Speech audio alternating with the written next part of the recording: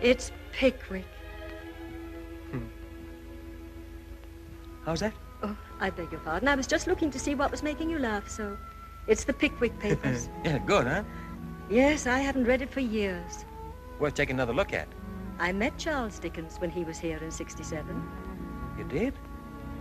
But you shouldn't be lounging here reading that, you know. Why? You think I should be working? The police would think so. They're hard on vagrants in this town. They rope them in and put them to work with the road gang and treat them brutally. Well, I make a kind of business of saving men from that. You'd better go up to my house and have a meal and a bath. That's very kind of you, but... You go down the street and turn to your left. You'll see a big, old-fashioned sort of house. You can't miss it. Go round to the back and tell the colored woman that Mrs. McLeod sent you. Now, will you do that? Yeah, I'd be glad to. Well, aren't you going? Oh, I just thought I'd finish this chapter. It isn't safe.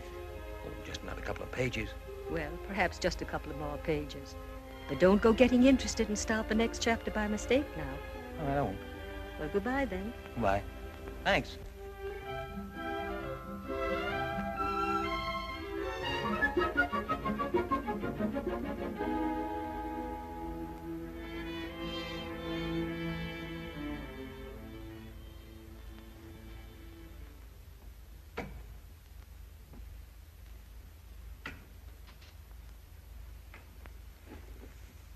You got here quick, Mrs. McLeod. This is Mr. Hirsch, my campaign manager. Oh, the elections. This lady is the editor of the Shield and Banner. Pleased to meet you, ma'am. That's quite a job for a little lady to be running a newspaper, isn't it? I've been doing it for 30 years, Mr. Hirsch, since my husband died. He founded the paper. Well, that's very interesting. You're quite a pioneer, aren't you? I'll step into the other office, Bill. See you later. Won't you sit down? I don't often get around to seeing a copy of your paper, but someone did show me this morning's issue. That was a pretty fresh editorial you had. I wasn't quite clear on what you were getting at on that. I gather there's something you don't like in the way the town's being run. Is that it? Well, yes, in a way. Uh-huh. Just what in particular? Well, there are a lot of things. Those new houses on Parker Street, they're not at all well built, you know. Mrs. McLeod, I built those houses. I know, but I thought perhaps you hadn't looked at them since they were finished. They're not safe. There have been accidents already. And then there are the new waterworks. They should have been ready long ago. 4 more babies died of typhoid this week. And the police, they... Mrs. McLeod, your paper does a very nice little job in printing the social news, weddings, and things like that. But if you feel you must have public-spirited editorials as well, I've got a couple here. I thought you might care to use them. Put your name on them. What do they say? Oh, they're good stuff. Written by a good man. Now, wait a minute. We'll just change the name on them, eh? You sign yourself Vinnie McLeod, don't you? Yeah, that looks nice, doesn't it? Mr. Doherty, you're treating me like a child.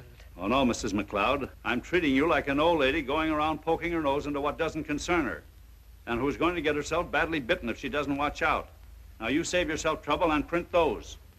Suppose I refuse. You won't refuse, so why discuss it? Now, forget about editorials and worry about your bills and the mortgage on your house and the goodwill of the people who really amount to something in this town, eh? Now, take those. Well, I'll read them. Say, Dad, are you going to be needing... Oh, good morning. Good morning, Pete. How's Jane? Jane's fine. I'm taking her away from work this morning. As I know, she told me. Well, I'd better be starting my day's work. Good morning. Good morning. Good day, Pete. Good day. Did you talk to her about that editorial? What'd she say? Oh, everything will be all right. Son, how serious are you about this niece of hers? Are you thinking of marrying her?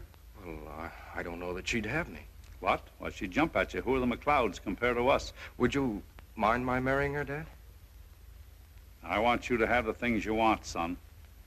I never did when I was your age. And it might kind of help to fix things up if the girl was one of the family.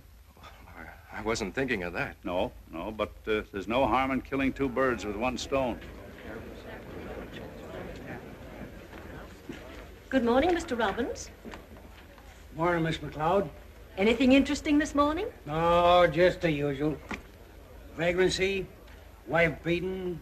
That's a newfangled sort of crime. In my day, men didn't beat their wives. The wives had pistols. Vagrancy, petty larceny, attempted arson, vagrancy. Good morning. Morning, Your Honor. Good morning, Robbins. Good morning, Mrs. McLeod. And how are you this morning? I'm very well, Judge. It wouldn't seem like the old court if I didn't see you sitting there below me, writing down all my words of wisdom. You're very chipper this morning, Judge. Sure am. It's my birthday. 62 this morning. Yes, ma'am. Got a mighty nice lot of presents, too. What do you think of that? Present from my old friend, Bill Doherty. Fine fella, Doherty. Solid gold, 18-carat repeater. Yes, sir. It's a splendid watch. Yes. Old Bill Doherty is all right. Now, what have we got this morning? Justice Court of Plattsville, Calamus County is now in session. Please come to order. Honorable Judge Flynn presiding. Be seated. First case. Bring in the prisoners.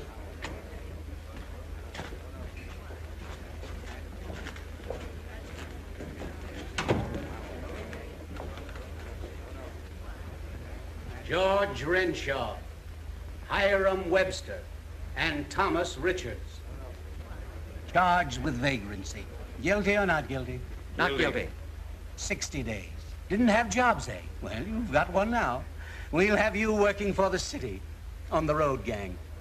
Take him away. Next case. Well, just a minute, please. I said not guilty. What's that? I say that I said not guilty. Oh, you did you? Yeah. Well, now, young fellow who wants a trial. What's your name? Tom Richards. Thomas Richards. No fixed abode. Is that right? I guess that's right, yeah. Occupation, newspaperman. And what newspaper do you work for? Well, not any right now. What was the idea of giving that as your occupation then? Well, you've got to give something, don't you? And I have worked on newspapers. When? Oh, on and off ever since I was a kid. But more off than on, I imagine. No, I would say about, 50-50.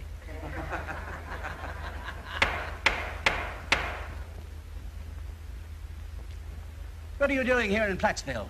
Passing through, if you'll allow me. Where did you sleep last night? I didn't sleep, I walked. And you still contend that you're not a vagrant? With no fixed abode, no means of support? Oh, but I have means of support. $2. Well, after all, it is means of support. I'm no panhandler, I'm no vagrant. Well, I don't know what else you call a man who walks all night. A somnambulist.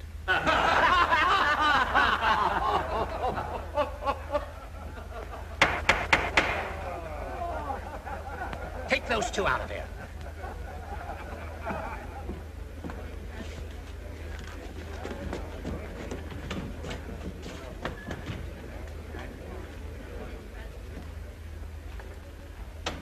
I walked all night, Your Honor, because I like to walk.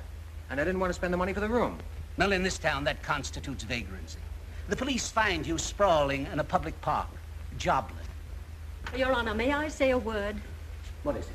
I just wanted to say that if this young man wants a job, I'll give him one. What's that?